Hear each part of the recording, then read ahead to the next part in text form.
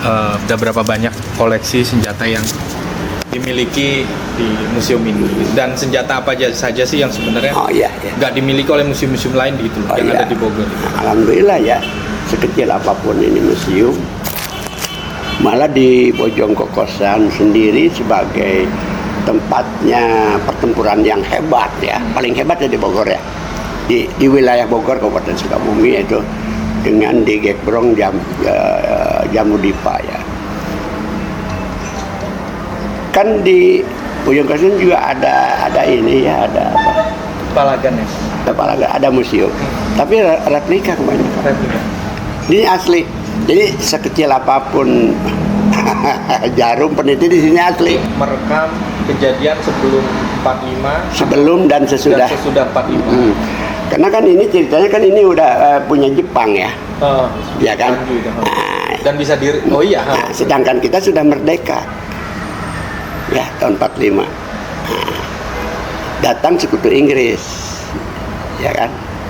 Mulai dari Surabaya ya, mendarat. Ini sebelum Jepang itu juga ini udah merdeka kita. Ada yang direbut, ada yang diserahkan sama Jepang itu ya. Nah, karena Jepang juga menjanjikan dulu kepada kita akan diberikan kemerdekaan, tapi keburu ya, Nagasaki dan Hiroshima dibom atom. Cerita lagi nggak? Jenis senjata ini dulu katanya gampang panas gitu, atau? Oh iya, jadi gini kan. Tapi lebih awet daripada MG42-nya. Iya, yang sama lebih dari yang sekarang ya. Jadi gini kan, ada kan kalau sekarang ada peredam untuk dingin ya, dulu belum ya. Ya, dan juga karena kecepatannya juga ini kan dalam 1 menit itu bisa mengeluarkan ratusan peluru dalam 1 menit ya. Gitu. Dan jangkauannya juga bisa 1 kilometer. Stabilnya di bawah itu 500 meter sampai ke sana. Tapi 1 kilo pun masih itu masih ya. Ngejar. Masih ngejar. Kan ini senjata apa ya, kalau senjata serbu. Senjata serbu ya apa ya, penyapu. Penyapu barisan gitu. Waktu saya diajar militer juga seperti itu ya. Saya pernah juga diajar militer ya. Kebetulan saya jadi juga, senjata ini tuh kalau misalkan ada kumpulan atau parade tentara musuh, ini yang pertama maju. Iya, dan juga tidak biasanya senjata ini ada di atas itu kan kendaraan. Oh, di atas kendaraan. Seperti Jeep Panzer gitu ya, Jeep ya.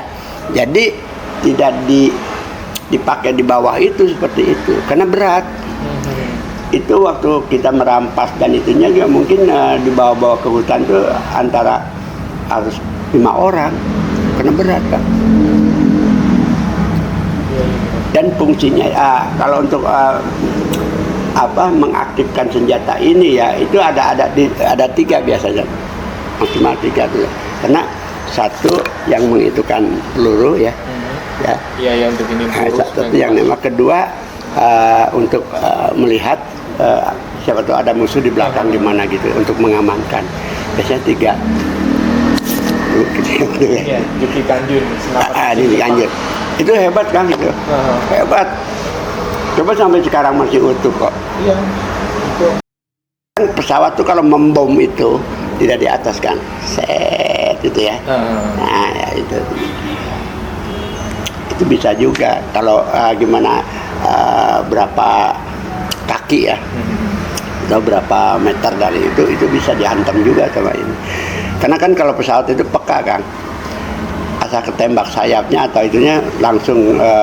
Karena kan tipis bahannya. Satu tipis, keduanya kan ada bensol bahan bakarnya ya, yang cepat loh itu ya. Kok Jangju ya ada itu ya. Bisa cerita nggak Pak dulu riwayatnya bisa ke tangan iya. Ke tangan pejuang-pejuang kita. Ya, itu kalau nggak salah itu kan itu diproduk oleh Jepang itu tidak banyak ya, cuman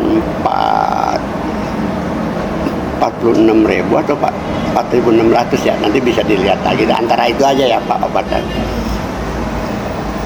Itu waktu